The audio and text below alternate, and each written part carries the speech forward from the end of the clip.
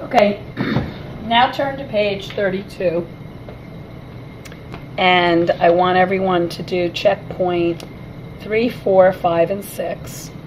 So stop this video and only look at 3, 4, 5, and 6. Turn the video back on after you finish 3, 4, 5, and 6. Okay, so number 3, x squared plus 12x plus 27. So I'm looking for, using the AC method, two numbers that when multiplied, 1 times 27, equal 27, but add up to 12. Okay, so multiplying to 27 would be 3 and 9. Adding up to 12 is 3 and 9. So now I say x squared plus 3x plus 9x plus 27, because the 12x is 3x plus 9x. I factor by grouping. I take out x plus 3. I take out 9, I get x plus 3.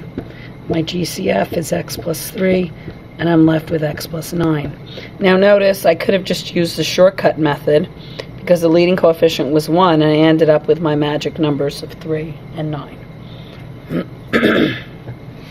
Okay, now let's look at number 4. I have x squared minus 9x plus 20. This leading coefficient is 1. I can do my shortcut, but I'm going to do it the long way. Two numbers that multiply to a times c, which is 20, but add up to b, which is negative 9, and that would be negative 5 and negative 4. So I say x squared minus 5x minus 4x plus 20.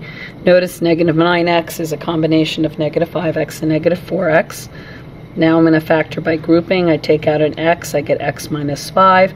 Take out a negative 4, I get x minus 5. My GCF is x minus 5 times x minus 4. And again, looking at my shortcut method, I could have just used my magic numbers. Okay, so that's number 4. And for number 5, y squared plus 4y minus 21. Two numbers that multiply to negative 21, but add up to 4. It's going to be positive 7, negative 4. So I do y squared plus 7y minus 4y minus 21.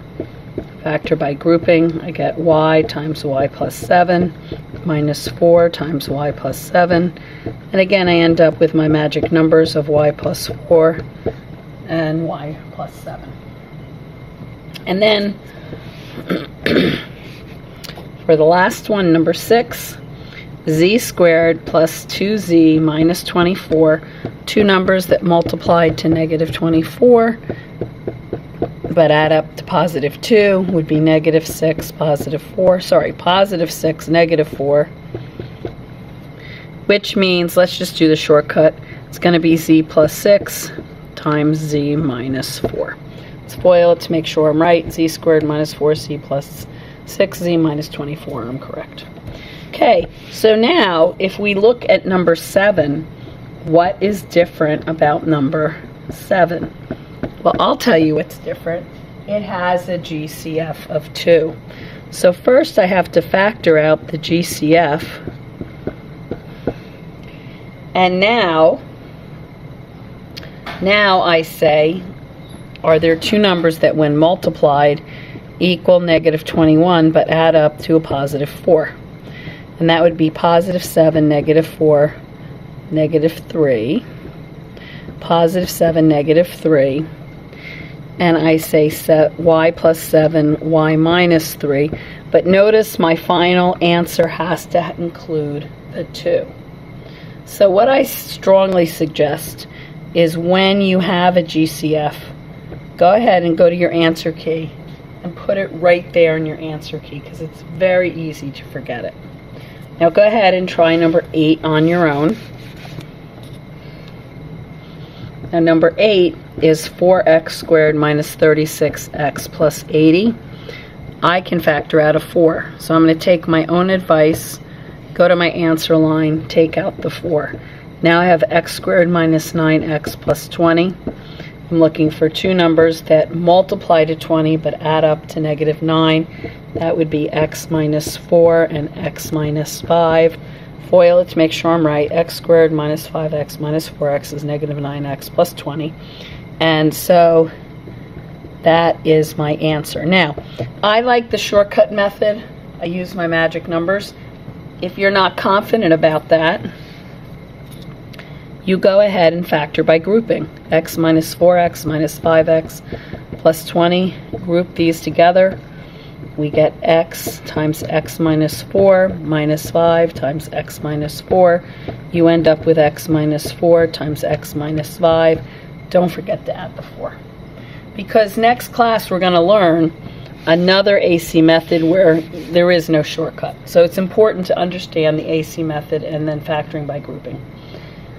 Now we're going to apply this to solving an equation.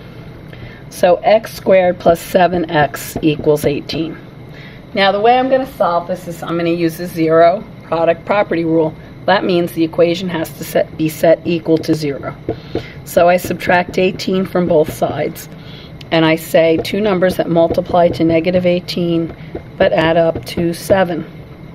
Be positive 9, negative 2, positive 9, negative 2. So I do x squared plus 9x minus 2x minus 18. Factor by grouping.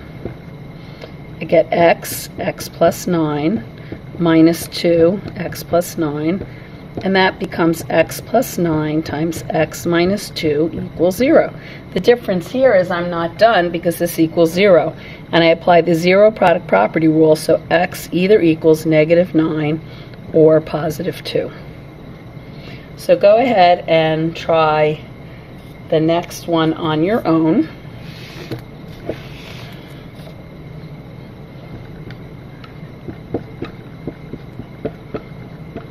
Okay, so I'm going to set it equal to 0.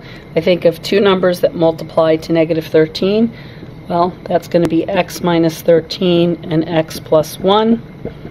So my answers are going to be x equals 13 and negative 1. Okay, now the final thing we're going to do today is finding the zero of a function. Now remember, finding the zero of a function means when f of x equals 0. We let the whole function equal 0. It does not mean you let x equal 0. So finding when f of x equals 0 is basically letting y equal 0. So when we're finding the zero of a function, we're really finding the x-intercepts. Because when we let y equal 0, we find the x-intercepts. So I let f of x equal 0, which means 0 equals x squared plus 11x plus 18. And you can see the work that I did. So I won't write out the rest of that. But for the next one, if I say find the zero of the function, I let h of x equal 0. 0 equals x squared minus 18x plus 32. Two numbers that multiply to 32 but add up to negative 18 is negative 16, negative 2. So 0 equals x minus 16, x minus 2, x squared minus 2x minus 16x plus 32. So my answers are 16, 2. Okay, so now if you finished watching this video, you can start the homework.